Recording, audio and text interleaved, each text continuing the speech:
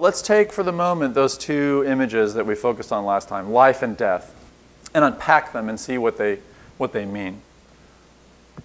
In Deuteronomy, Moses tells Israel, having laid out the whole covenant, said, I'm laying before you two ways, life and death. Choose life, that it may go well with you and that you can inherit the land and live there and prosper. What you find out in Deuteronomy is that on the one hand, these are two alternatives, but as they play out through the rest of the Old Testament and the New Testament, and even as God shows Moses and as Moses writes it down, they're not really two alternatives. They're more of a sequence of death and then life. Israel's life, which Paul considers, instructive for us, Israel's life is a way of being called and made and then delivered from slavery and then falling away and being ruined and then being restored. It dies the way of death and then it lives the way of life. Israel sins and falls away and really dies a national death in exile, right? Because of all the stuff that they had held on to that God said, let go of. Let go of the old gods, let go of the old ways. Well, they don't. And so what God has to do is actually raise them from the dead. That's Ezekiel's image of the valley of dry bones. Israel, you're going to be back. In fact, you're going to be new in a way that had never been true before. I will take out the old heart of stone and I'll put in a heart of flesh. It's really an exile that Israel finally begins to beat Israel. Puts away the old gods, focuses on the one God, starts longing for what it had lost. And then God actually can work with them. So we hear these two ways as alternatives.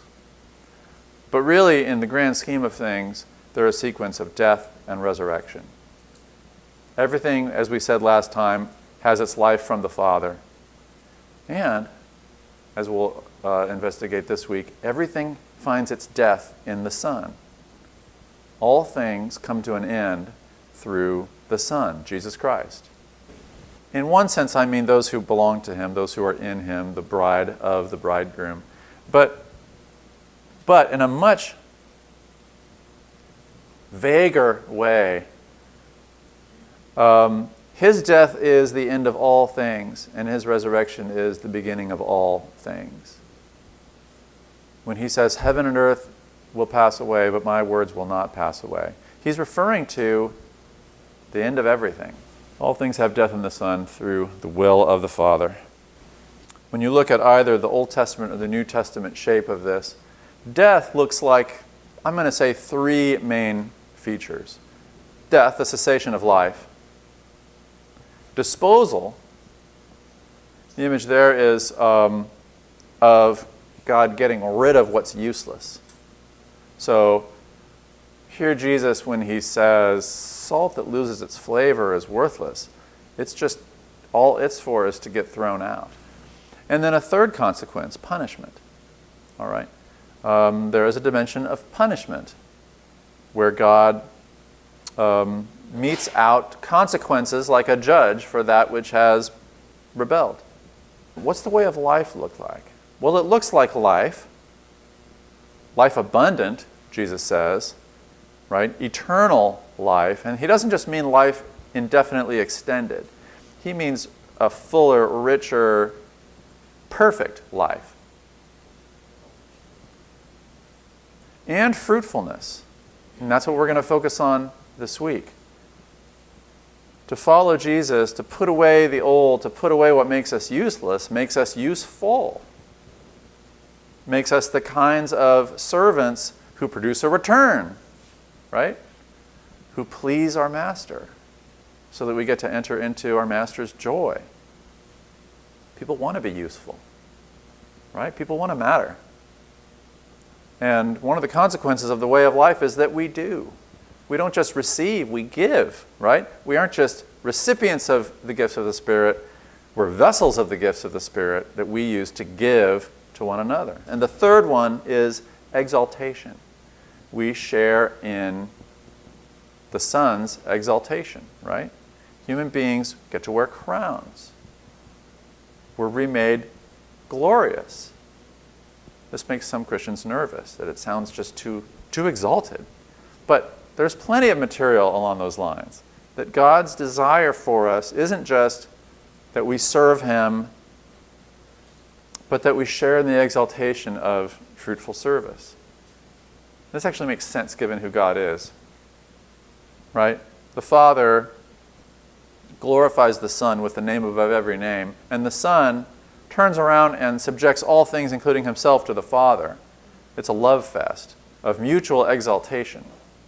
And for us to be brought into that is for us to be brought into all sides of it. The service, and the fruitfulness, and the life, and the exaltation.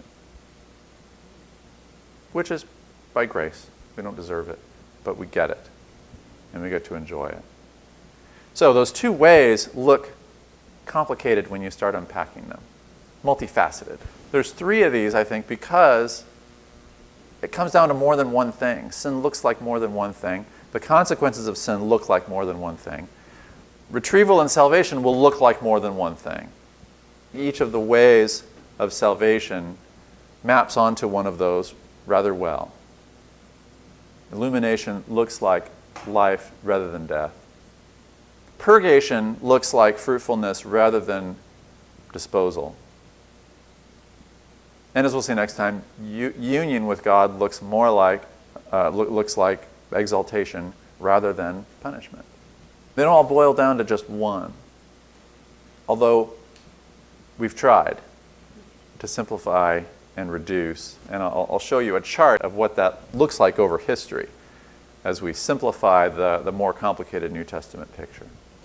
This is a timeline, if you look at the yellow arrow, from ancient history on the left to contemporary day on the right. When you look at the oldest writings in the Old Testament, what are people expecting to follow their life?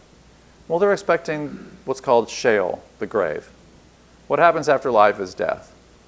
But if you lived a better life, you're in better shape than if you lived a worse life. If you were worthy, it's a better place to rest in peace. They're not looking forward to a resurrection of the dead. They're not looking forward to life in heaven in the earlier writings of the Old Testament. So the green color here represents a good outcome, and the red represents a bad outcome. And early on, it's just all 6 feet under. Under Second Temple Judaism, so that's after the exile, you get images of resurrection of the dead to new bodily life for the faithful. That begins to expand to an eternal punishment for the unfaithful, for the enemies of God, for Babylon. By the New Testament era, you really have the full picture that I just sketched out. The blessed are given eternal life, they share in God's glory, and they're given fruitfulness and authority in His kingdom, to sit with Him on His throne, to reign, to judge the angels. Back to the project of being stewards of creation that's hinted at in Genesis. On the bleaker side, you get death. That perishing includes punishment and disposal. Gehenna is a place of disposal. Outer darkness strikes me as a place of disposal. You're fired.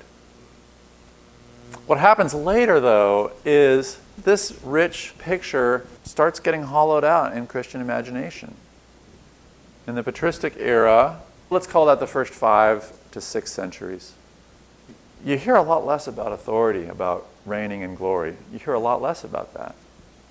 You hear about the glory, but less about the reigning. Through the Middle Ages, you really lose the sense of disposal, and I think you lose the sense of death as the cessation of life. And the lake of fire from Revelation 19 and 20 takes over the imagination of the church. Now, with some exceptions. Dante is an exception. But really, Dante's writing epic poetry to make a point about how we should live now and vice and virtue and all the rest. So I don't think Dante is trying to teach literal doctrines of the future. And by the Reformation and the modern era, you really are back down to eternal life in a heavenly church service, enjoying God's presence. Even if there's a resurrection, that's what the resurrection yields. until the modern day, where it's, among a lot of people, the least popular of these three outcomes. What you get instead are some people just say, look, life is just over. And then you get others that say that God will just annihilate those who don't want to be in his kingdom. Annihilationism holds that hell is not a place of eternal torment, eternal consciousness even. It's a furnace where that which refuses to have a place in the kingdom is just done away with. Eternal punishment is not compatible with the goodness of God. My point with this graph, thanks for being patient, is we really don't share the New Testament's view of what these two ways imply. And so there's a lot of things that don't really make sense. We just don't really hear them, and we don't know what to do with them. And one of the real qualities here that I wanted to stress, the basis of this whole 3 weeks, is that spiritual growth, growth in discipleship, growth in character, and all those other themes that are that important in the New Testament no longer seem like they matter that much. I mean, it's not like this is the first time that any of you have heard that we reign with Christ forever, right? That's common language. But I don't think people put it to work very much to think about what does it mean to reign? Well, it means there's work to do, right? The purgative way is about getting rid of that which makes us useless. So that's going to be the main theme this week, as death, the cessation of life, was the main theme last week.